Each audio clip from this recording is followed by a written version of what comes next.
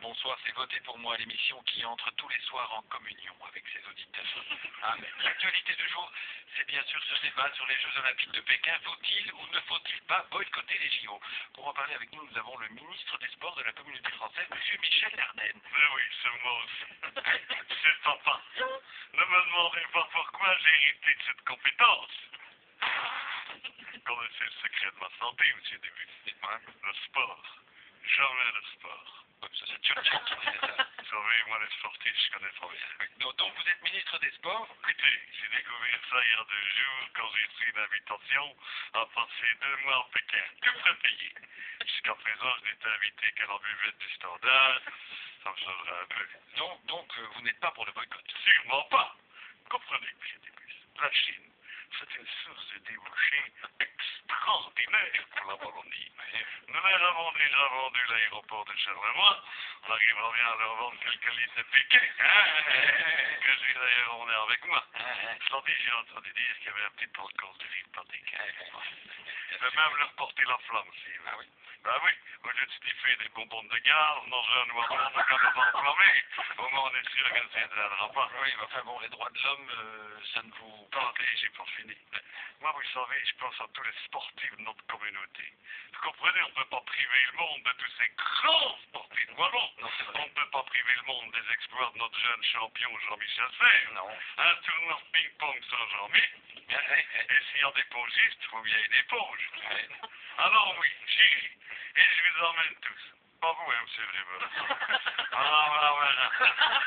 Ton petit canard maquillé. On me dit, allez avec moi, monsieur, madame Barbara. Attendez, chinoiserie. Je vous montrerai ma baguette. Nuit de Chine, nuit de Caroline, nuit de...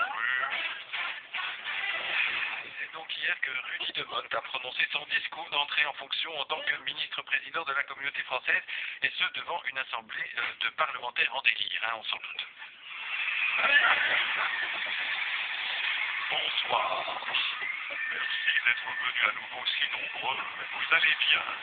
Certains disent que je suis sinistre, mais moi je leur réponds que je suis ministre. Alors, pour commencer, je veux être très clair avec vous. Je suis heureux du débat institutionnel qui s'ouvre face à la Flandre. Parce que moi, les Flamands, je leur dis « Godverdomme ». Alors, c'est vrai que dans la vie, il y a des hauts et des bas. Et je dis à nos amis flamands qu'ils trouveront devant eux des francophones unis. Là, il n'y avait pas de blague. Certes, je veux bien avoir une double casquette, mais je ne suis pas prêt à porter le chapeau. La solidarité entre la Wallonie et Bruxelles est intangible, interchangeable et dissolue. Nous devons néanmoins mener un débat respectueux, ouvert et serein, mais pas à serein. Allez, je vous laisse, le chien.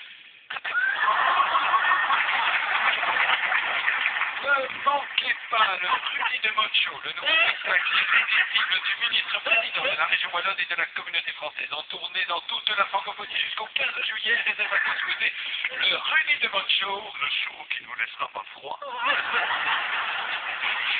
Mon Dieu. Oui. Elle n'est plus là. Bonjour, c'est...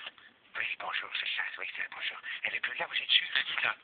La jeune femme qui fait la lire, qui a écrit un livre. Là. Ah, Delphine Boel. Ah non, c'est sûr, non, c'est sûr. J'ai une mauvaise mémoire des noms.